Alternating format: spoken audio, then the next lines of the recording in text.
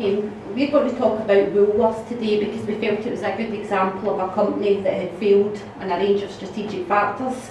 We worked well as a group. We spent time in the library carrying out a SWOT analysis, a PESTEL analysis and a 5 forces. From this we analysed the external and internal environment, and we highlighted any competencies and what things could add value to Woolworths. Financial information was unavailable due to Woolworths going into administration in 2008. So we had to source the information from retail journals, newspaper articles and interviews that were done with former directors.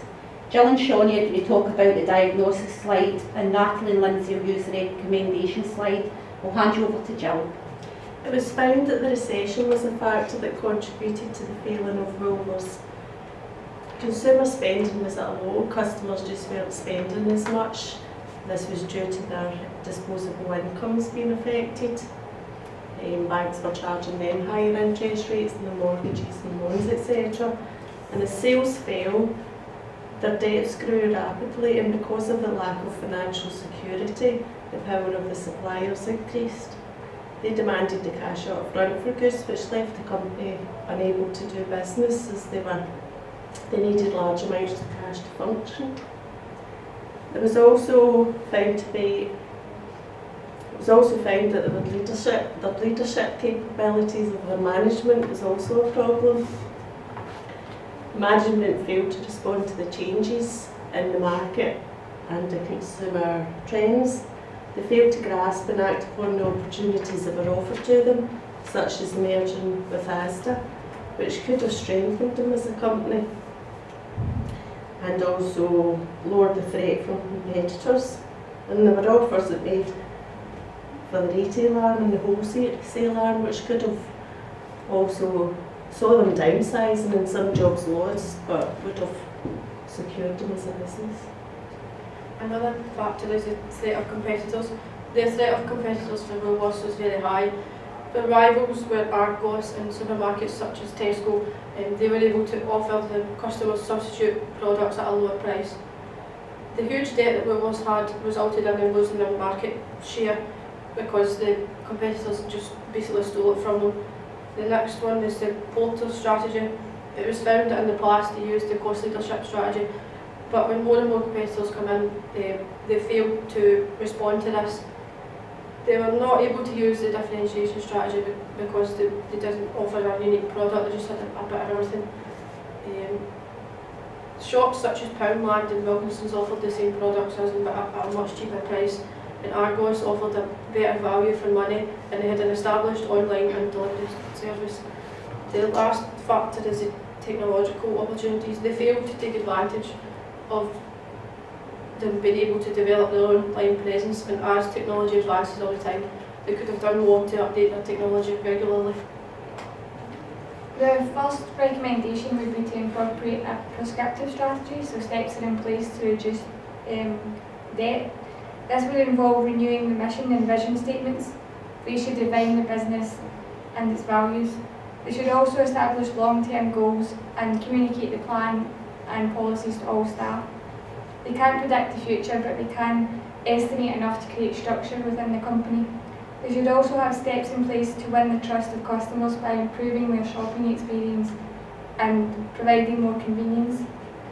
Additionally, they should improve the business model through focusing on products that add value to the company, such as toys, toiletries, stationery and cards, plus Christmas stock and homeware. They should also streamline their supply down to ensure quality. This would also give them an opportunity to vertically integrate and produce their own brands. A differentiation strategy should also be implemented through their exclusive rights to the Ladybird and Chad Valley brand. This would allow them to develop their own unique toy brand and would help them to reposition upmarket with better manufacturing quality and improved design for new toy brands. This strategy would also involve them creating an excellent in-store experience for their customers in order to encourage them away from competitors. Woolworths would benefit from an emergent strategy to embrace technology and encourage innovation. This should be implemented along with a prescriptive strategy, as it will allow Woolworths to react and change with the current environment. There should be a management overhaul. They would need a good leader who will be inspirational and innovative while creating a good culture for staff to work under. They should develop an online presence to ensure that this is an option that customers prefer. Social media presence would allow Woolworths to engage with consumers, display what they can offer, and customers can leave reviews or give feedback. This will allow management to keep an eye on what is trending. Based on our research, we can conclude that the recession did play a part in the downfall of Woolworths. However, the main factor was ultimately the poor strategic management that allowed a debt of £385 million to accumulate. If Woolworths had used the recommendations that we've provided today, they would have been more prepared for rapid changes in the retail sector, and it would have ensured a competitive advantage. Thank you for listening, and we're happy to answer any questions. Okay, thank you. It's very interesting. Yeah, the slides covered some very important points for strategic management. Can you give me the first slide, please? Okay. You talk about organizational capabilities. Sorry. So why do you think companies' capabilities has caused the failure for the company? I felt as if the management were just, they weren't, there was no emergent approach to their management. They just carried on with the strategies that what it had been. And they failed to realise and take into account all the external and internal factors that affect business. They didn't recognise them and failed to act upon them. Or they fail to identify the issues, even the opportunities, right? The opportunities for the business. Or okay. So you talk about strategy. You talk about stuck in the middle. What does stuck in the middle mean? Not really like a unique company. They just sell a bit of everything. They don't know what strategy to use. They've used the cost leadership, but that was unsuccessful. But they should maybe try and implement the differentiation strategy so that they're different from other competitors. Okay. So they've not got a specific strategy, they're just using wee bits of each strategy and they end up stuck in the middle, no focusing on No focus. on any particular strategy. No focus. It means for one particular product or particular target or the market customer target. They don't seem to have any particular customer target. They target every age group, any, just sell everything. They like, say, a pencil case, or maybe get 30 different pencil cases, for customers to go in, and there's just too random. All right. So another thing about technological opportunities. You put here for diagnosis. That means technological opportunities is the key reason for the failure. As any connections, any examples, why technological opportunities? Like the online, they didn't embrace the online shopping. That was an opportunity. It was really They failed missed. to. Yeah. They failed to just grasp that By the opportunity. time they did, other companies already stolen that market share, and loyalty was with other companies. Technology was advancing and the likes, one of their key competitors would have been Amazon, who actually they produced Amazon Prime, which customers can pay a subscription fee to rent DVDs or music. Yeah. So that was taking the music DVD customer base away from Woolworths. It's the convenience part of it too. I mean, customers don't want to have to go all the way into the high street to get stuff. You can provide it Everything's online. quickly. Then This is not the problems for this company. Majority of the high street company, they have the same problem. Yeah. Have same problem. All right. Okay. Talk about the economic factors about recession and so on. So, what's the key impact of economic factor? We talk about organizational in terms of capability and strategy or technological failures for the company. What is the economic reason? people don't have disposable income anymore, Yeah. and they're going to look elsewhere for cheaper options, and they just don't have the kind of spending money they used to buy luxuries.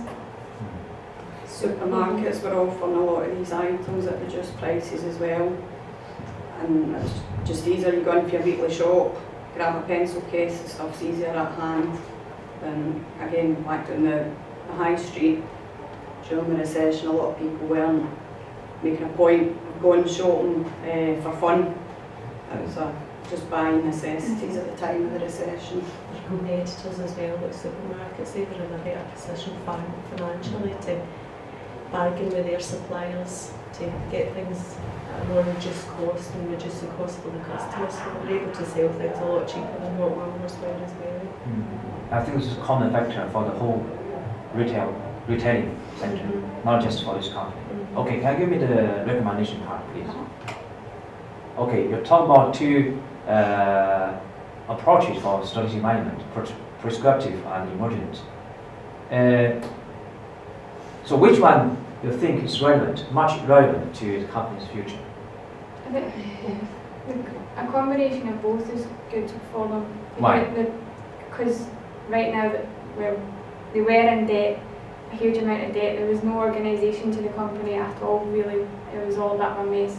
So by incorporating a prescriptive strategy, they could have set goals, a set plan to achieve them, which would bring organisation to the company. And then the emergent strategy is for example, they didn't take advantage of the online shopping and anything like that.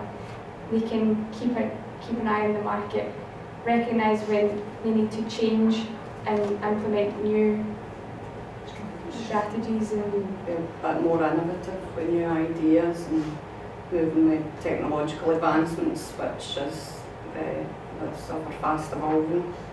Yeah, that's a good idea. That's a good idea. That's the key points from the lecture. I think you got the key points.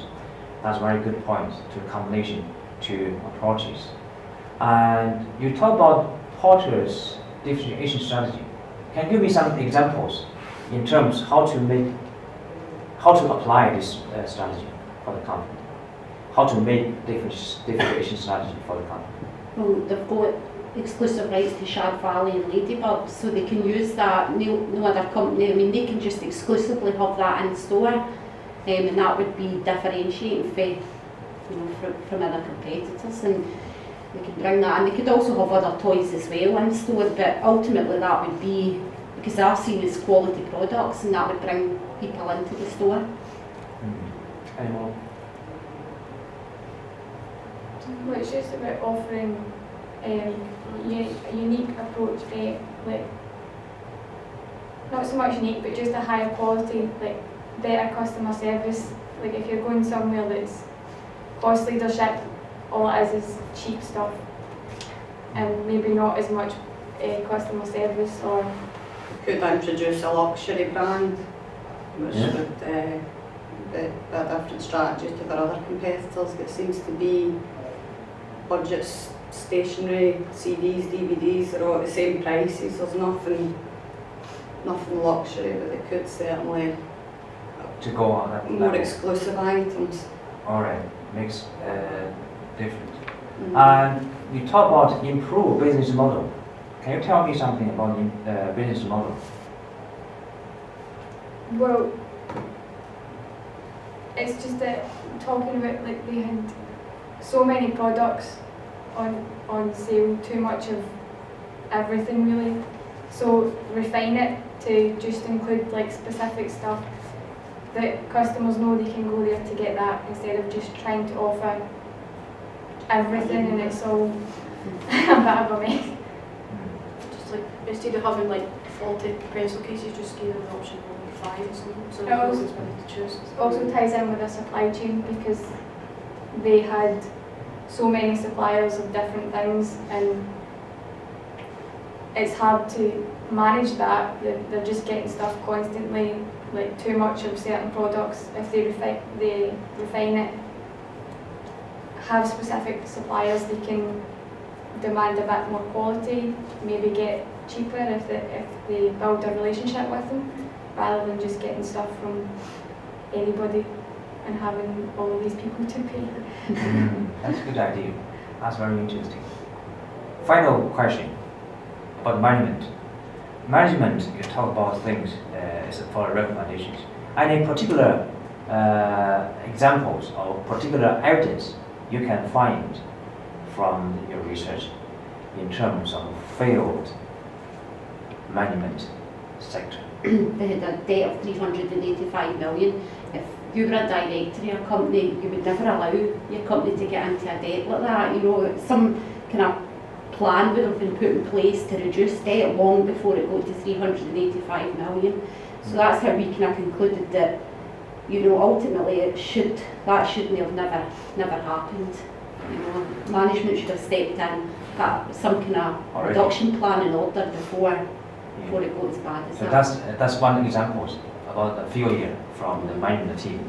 They failed to supervise the financial situation.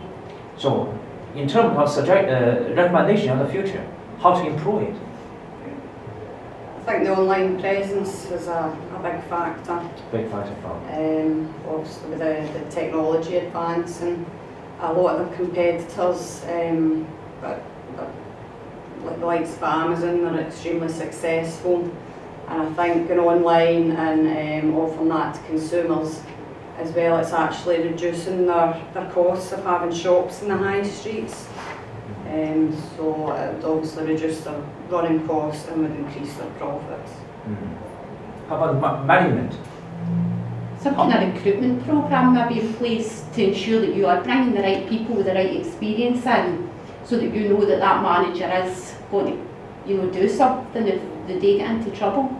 Just been ensuring that they can adapt their skills and knowledge to fit with What kind of rules and skill? skills. What kind of skills to adapt? Um, The leadership. yeah, Leadership skills. qualities, yeah. Leadership skills, any more? Communication. Communication Yeah, skills. facilitating skills. And strategic. Yeah, management. Management Knowledge skills. of the products as well. Yeah. Good.